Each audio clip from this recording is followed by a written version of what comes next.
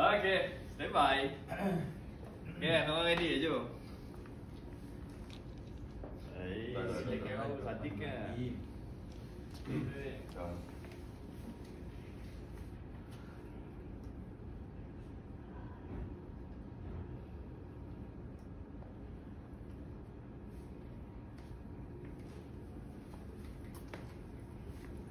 Oh, ready, nunggu kamu je.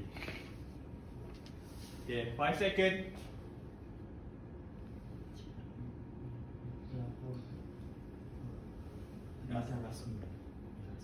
Okay, guys.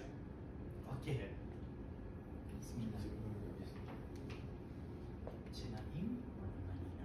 Okay, dah boleh go. Dah. Okay, guys. Okay. 5 second.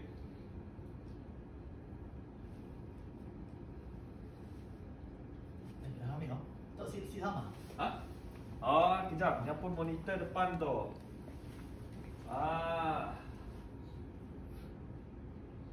Kejap, aku cari. Apa hal itu? Patutlah kasih tentu arah. Siapa menungkap jatuh? Kejap. Kita tahu kita orang ambil gas kan? Okay. Cuba tahu tukar sekejap. Okay. Dah. Patutlah gas nak burst. Hey. Okay, dah. Okay, gas dah. 5 second.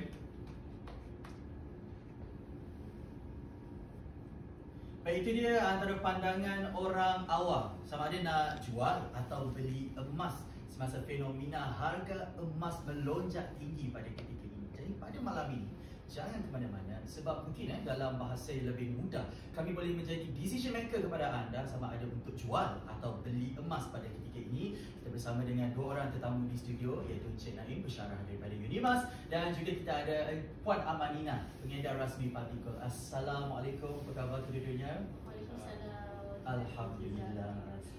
Baik, banyak sebenarnya yang kita nak bincangkan dan kupaskan pada malam ini. Namun kita cuba rangkumkan insyaAllah dengan bahasa yang lebih mudah untuk kefahaman penonton kita. Soalan yang pertama mungkin saya nak ajukan kepada Encik Naim terlebih dahulu. Faktor sebenarnya yang mendorong kepada kenaikan harga emas ini bagaimana? Kalau kita lihat kenaikan harga emas yang berlaku baru-baru ini, dia bermula daripada tahun 2022 lagi sebenarnya, iaitu pada lepas COVID. Kita lihat banyak negara-negara increase result emas, termasuk India, China, even US pun increase dia punya result. Jadi bermula 2022 dia start naik.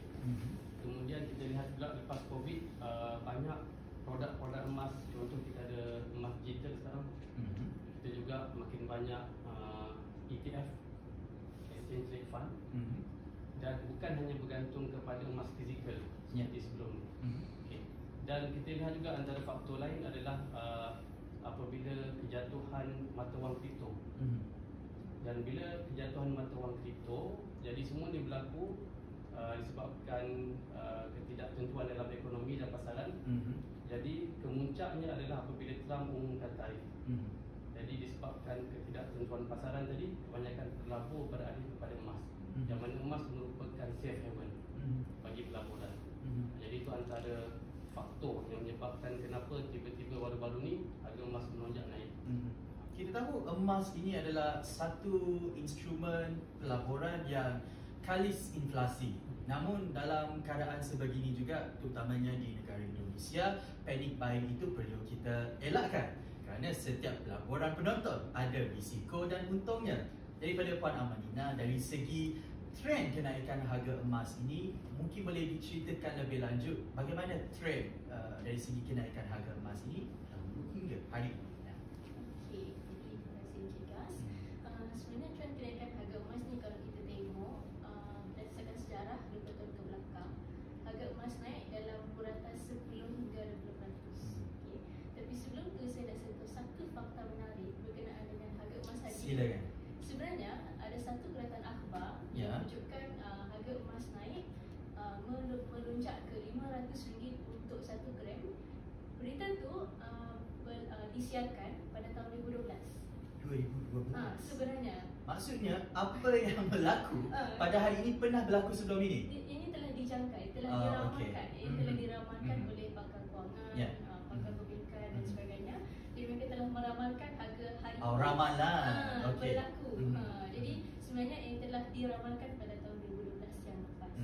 Jadi trend ini sebenarnya kalau kita tengok dari aspek jangka masa panjang, tentunya harga emas naik, menunjukkan trend positif.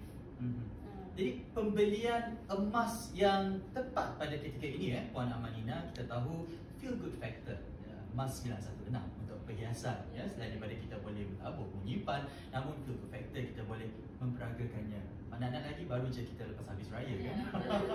Jadi dari segi emas ini pada ketika ini, adakah ianya lebih baik dibeli secara fizikal atau digital pada Amalina? Okey, bagi saya sebabkan emas adalah aset savable macam yang Encik yang beritahu tadi. Bagi saya sekarang ni yang penting adalah kita mempunyai emas fizikal. Tak kisahlah kita pegang sendiri, boleh jadi jongkong, boleh jadi dinar, barang kemas, ataupun yang emas fizikal yang kita simpan dalam safe deposit box. Paling penting kita mempunyai emas fizikal sekarang. Jadi digital boleh, ini sekadar untuk kita memulakan simpanan, sebaiknya dia dikeluarkan dalam bentuk fizikal. Bagaimana situasi pada hari ini Encik Naim boleh memanfaatkan pelabur runcit? Seperti mana yang dimaklumkan oleh Puan Amalina, sekarang bila makin banyak dalam bentuk emas digital, sebenarnya dia satu peluang kepada pelabur-pelabur baru terutamanya, sebab kos dia lebih murah berbanding dengan emas fizikal. Ya, sebab emas fizikal kalau nak beli cincin atau penggelang dan sebagainya kos yang tinggi. Jadi bila ada emas digital, kita boleh bermula bahkan serendah RM10, RM100 dan sebagainya. Betul. Jadi secara tak langsung pelabur-pelabur runcit trend dia makin meningkat. Tambah lagi bila berlaku baru-baru ni kenaikan harga emas, jadi kebanyakan yang belum pernah dengar pun pasal pelaburan emas, dia tengok emas naik harga, jadi dia berminat. Jadi dia akan increasekan rasa nak tahu, dan dia boleh start dengan digital emas. Kita jangan pandang pandang ringan perkara ini, sebab saya kira ini adalah ilmu pengetahuan dan kesedaran ini satu ancakan paradigma yang positif, terutamanya dalam kalangan anak-anak muda kita. Juga Encik Naim sebagai seorang pensyarah, kesedaran ini juga timbul dalam kalangan para pelajar. Setuju atau tidak Encik Naim? Dari segi emas sebenarnya, kalau kita lihat generasi sekarang, kalau generasi pelajar tu dia masih lagi belum ada kesedaran tinggi, sebab satunya dia pun ada lebihan wang. Betul. Terutama tapi kalau golongan yang baru dah start kerja, dah ada Lebihan wang, emas boleh dah jadikan satu option untuk tempat pelaburan selain daripada pelaburan yang lain. Dan saya kira tidak kira apa maklumat kita, emas ini ianya adalah satu bentuk simpanan. Kita mungkin barangkali fokus kepada penambahan gramnya instead of fokus kepada bila harga emas turun, bila harga emas nak naik dan sebagainya. Jadi bercakap mengenai para pelajar tadi, mungkin mereka perlukan pengetahuan yang cukup holistik lah sebelum mereka membeli atau menjual emas. Jadi kita nak buka soalan ini kepada kedua-dua tetamu kita, tapi kita nak mulakan kepada Encik Naim dahulu. Mungkin satu kesilapan utama yang barangkali pada pandangan Encik Naim berlaku kepada mereka yang hendak membeli dan melabur emas ini. Apakah agaknya? Antara kesilapan pelaburan yang selalu berlaku adalah orang tak tahu bila nak jual. Jadi dia tak ada objektif yang bila dia melabur emas, bila dia nak jual balik. Jadi macam emas pun, macam contoh, setiap pelaburan dia kena ada objektif pelaburan. Betul. Bila dia nak jual. Jadi macam emas pun sama. Dia punya objektif adalah untuk simpanan jangka masa panjang atau jangka masa pendek. Kalau jangka masa panjang, berapa lama dan apa objektif outcome daripada pelaburan tersebut. Jadi macam contoh, ada yang simpan untuk kahwin, ada yang simpan kecemasan dan sebagainya.